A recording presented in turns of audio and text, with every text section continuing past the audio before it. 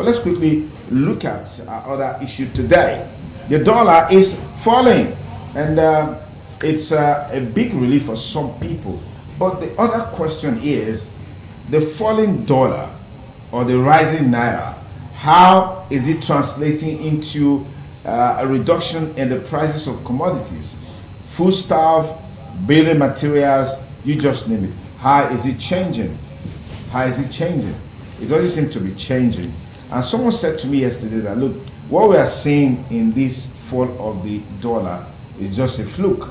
It's because of Ramadan, it's because of Easter. You wait till after these activities end, and then of course you see how the naira will fare compared to the dollar. But let me get back to our panelists here. Give me your perspectives on this. Reverend Canon Timothy, yes, quickly. The dollar and the naira relationship is artificial, in that these are problems created by Nigerians for Nigerians. When we have a people whose heart is tending toward wickedness, this is how they thrive. Now let me come to that. You see, I was in my village, Abudu. I bought a bag of garri for 20,000. When I came to Benin, it is being sold for 40,000. Who is doing that wickedness? How does dollar affect garri? You get what I'm saying? How did you transport it? Yeah, I'm coming. Yes. When I was going to transport it, I used my car. So I bought only one bag. Now, what fuel did I use? 10 liters. 10 liters to go to Abudu and come back. How much is 10 liters? 6,000 naira. So with me, that garri, I'm supposed to sell it between 26 and 30. And I will make profit. So I don't need, what of somebody who is buying many? I could have bought 5 bags and still use that same 10 liters to bring it to Benin and sell it at 30. I will make profit. It's wickedness of our people, or for our people. That is what is causing this. Now, let's look at cement. Cement just jumped rapidly, go up to 15,000. In Edo State, we have limestone in abundance.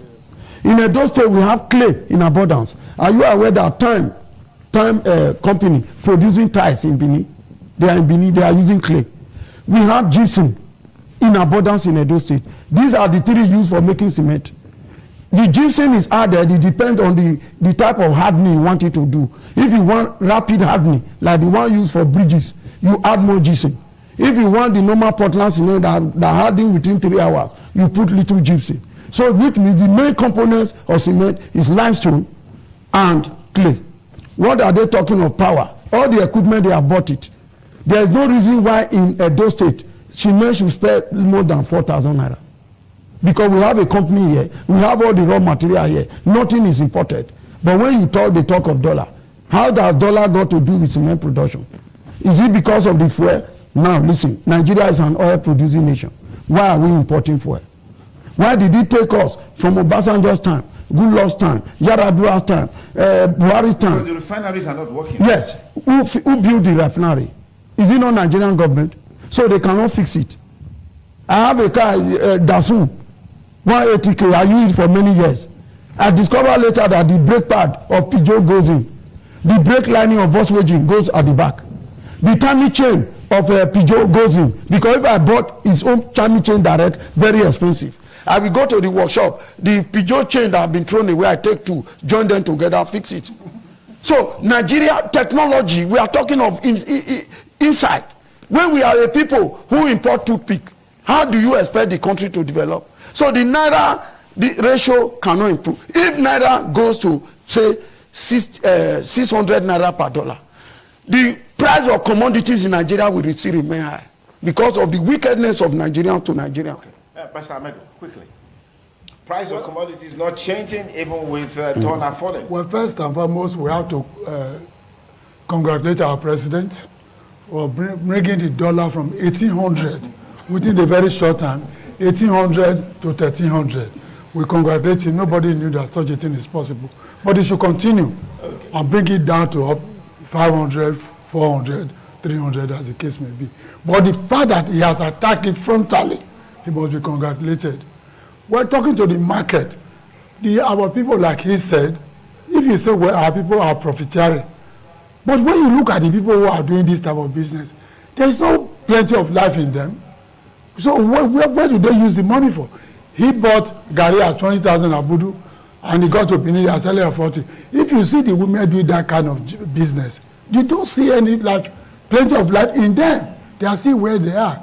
So if the bishop can go and be using 10 liters to come from Abudu, it's a business. Just go to Abudu, collect about 50 bags and come and sell 30. In a day, you will make so much money. It is not as easy as that. Well, of course, but this is not to say that Nigeria, they will tell you, we bought this commodity when the dollar was so high. Allow us come down. Look at Tinubu, he said, price of cement, like what he said, should go to the old price. What is the old price? What is the old price that has remained stable? There is no old price, but now Boa and Dangote, they are not listening. You see, another thing we need to do in this country, maybe Duke, you were not born then, in Babangida's time. He appointed what we call PLOs, Presidential Liaison Officers, in every state. They were almost as powerful as governors. They were monitoring governors, monitoring markets, monitoring activities, and reporting back to the federal. There was relative peace at that time. Now all the 36 governors have become octopuses. They do whatever they like. They collect trillions, nobody asks them. The PLO will ask, what are you spending the money we got from federal? What are you spending it on? We need to reintroduce the PLOs. It helped us so much at that time. It will help us again. So our market women, I don't know. I sometimes, when I buy from them, when I look at them, they don't look so wed. And I say, okay, how much are you selling this? He says 10 naira. Okay, you take 20 naira. I say, what have you? I say, don't give me change. Because of what I see. You know, I just say, okay, take it. No more. All right. Bishop, so, I don't know. Yeah. Thank you very much. It's the same. Nobody progress with a stealing item. Yes. When you live with stealing tendencies, you remain on the same spot. This is what is happening to those you say you look at them and they are not making progress. They are not. They go to Abudu, like the case of my brother, to go and buy the gari at 20,000. They transport it to Benin maybe at 2,000 per bag. Yeah, it becomes 22,000. That's right. Some faceless persons constitute themselves as unions of gari, of pepper, of tomatoes, of onions, of this, of that, and of land. That before the gari will touch the land, this is what you will pay. It's true. Then those ones have not contributed anything, but they not take the profit. The one that went to market to labor have little or nothing to take home. Our constitution have made provision that freedom of association. But now the government of Nigeria today is forcing people to belong to association. Jettisoning the constitutional provision. I was with PA's Pharmacy Council of Nigeria the other day over our registered Association of Patent Proprietary Medicine Vendors we recently registered. And they was asking questions, are you people breaking away from APMED? I said no.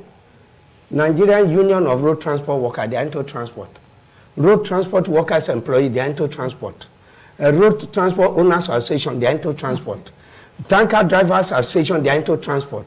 Nobody is worrying anybody. It's freedom of association. So our association should also, as recognized and registered by CAC, we also run their own. You understand? He agreed. You understand? Otherwise, they did not put you there to defend any association. So the so-called association that is faceless and not registered, not known to law. Who's supposed to deal with this? Who's supposed to deal with this? It's the government. It's the government that ought to stop them. But because the government is using them for political gain, that if we allow them the time of politics, driver union, pepper union, tomatoes union, gather your people and you will vote for us. They give them wrapper, they give them this, they give them that. The government is responsible for all the evil that we have suffered. Akwa Ibom boy, he has stopped it. Is it Akwa Ibom boy? But let me quickly get your take. I see the idea of profiteering be encouraged. Otherwise, I still insist, anybody profiteering directly or indirectly, the goods should be seized, or the goods made to sell at a given price. Yes. People should go to the field and use some others as example. If a bag of gari is 20,000, somebody is selling it times 2, 40,000. Seize the gari or force it to be sold at 25,000. Until we do that, it was done maybe in military regime or even some other thing. It's pragmatic approach that Nigerians want. Negotiating, dialoguing, political solution cannot help us. We should decisively. Profiteers, those benefiting from it, should be punished to serve as deterrent to others. Anybody selling goods above the ordinary usual price, the goods should be confiscated and auctioned. Then peace will reign. All right. If you just join us, it's still Politics Today on independent television and radio. In a jiffy, our studio line will be open, so you can call and be part of the discussion by contributing your quota. Like we always say, be as civil as possible and go straight to the point.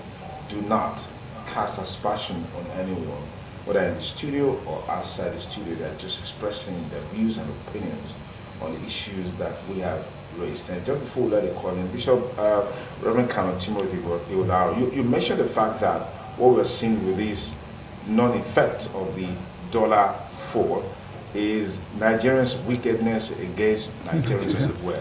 But can we look at what's happening at the bigger level, at the elitist level, where we know that these borrowed exchanges and even banks are into all of these funny deals that has continued to hold the naira down. For example, the executive director for Africa or so of Binance, one of the companies that was fingered by CBN, was arrested, and the guy escaped from police custody. Precisely. So I'd like to get your take on this. Shame. That is what I have been trying to make. When Nigerians know what is good for them, they work against it. First of all, somebody sent for police protective detention, he will escape. Who is the DPO there? Has anything happened? Now, Nigeria... DSS. What has happened? So Nigeria must go back to the drawing board. We must improve our production level. Nigerians are intellectual people. For instance, in Edo State, the governor of Edo State have done tremendously well in security arrangement, in governor's arrangement. A time where you have pepper soup governor is over in Edo State. You now have governors that have political initiative, intellectual deduction. They are aware of the law of the land and they pursue it. Those are the things that is going to help us. Without, there is no reformation in governance. This issue is going to appear. Two, let me finish quickly, please. Before now, government have banks. New Nigeria Bank was a government bank. They said no, government have no business in doing this thing. All the shares they have in Hardship, Tezaco, they say sell the government and privatize it. It was all privatized. But later, they privatized to wicked people. Now, government came back again building mega station. What is government? Which means that theory was wrong. So unless we reappraise an appraiser that is good for the Nigerian people, we will continue to move backward instead of moving forward. Right, let me take this call. Hello, caller. Good morning. Tell us your name and where you're calling from. Good morning. Yes, go ahead, please. What's your name and where you're calling from? Go ahead, please. Thank you.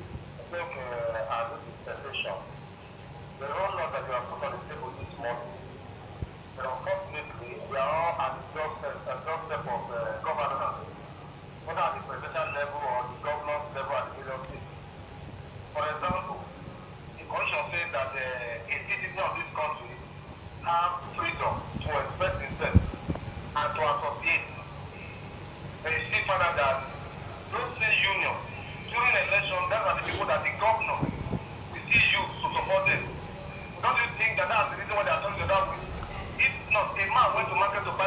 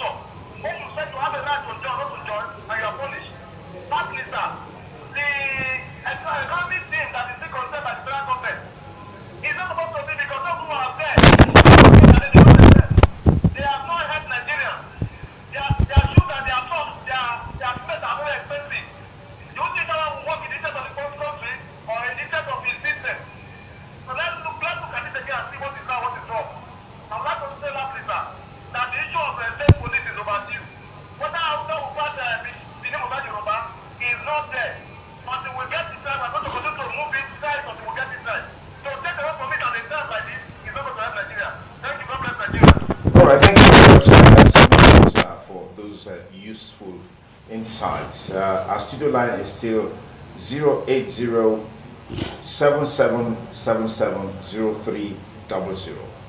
08077770300. Tell us your name and where you're calling from. Go ahead with your contribution. All right, John, go ahead, please. Yes, thank you. Congratulations on your PhD. Thank you. Thank you. First of all, I want to let you know that Nigeria is a country that was brought together by force through, forceful amalgamation of 1914. It is not overdue. It expired according to the International Charter in 2014, after 100 years. This, when you are consuming an expiring product, is dangerous to the health. Pakistan led from India. Senegal and Gambia were once one country, the Gambia, and they separated. Sweden and Denmark were once one country and they separated. The country is long overdue, either for a confederation or we have to have a total separation into 3 or 4 countries. We can live as neighbors. Nothing is wrong with that. We are too, it's not about comparing China and India to us. India was once with Pakistan. They left due to problems of religious beliefs. Imagine we have Sharia law in one side of the country and we have the constitution in another side. In one same country. We lost that call. I hope you can be able to get back to us so we can conclude this conversation. Thank you, John, for the views that you expressed. 08077770300. That's our studio line. That's the number right now. And let's get your take on the conversation so far on Politics Today on independent television and radio. 08077770300. That's our studio number. It appears that that's how much we can take because our time is up. Final words by Mr. Adam Sadiu. Last word on this? Well, we hope for the better and that I see up for the unification of the police force. I see up for anybody aiding and abetting profiteering, aiding security should be tried, punished as a deterrent to others. All right, Bishop Osadoro, See, where there is no justice, there will never be peace. Absolutely. If Nigeria need peace, we should follow the path of justice and follow the law that we give to ourselves. Well, we want to encourage Tinubu Gumi discussion so that we can live in peace in this country. I would say Nigeria should reform their educational system. You can get more from our discussion by following us on our YouTube channel, itvradio.ng.com/YouTube.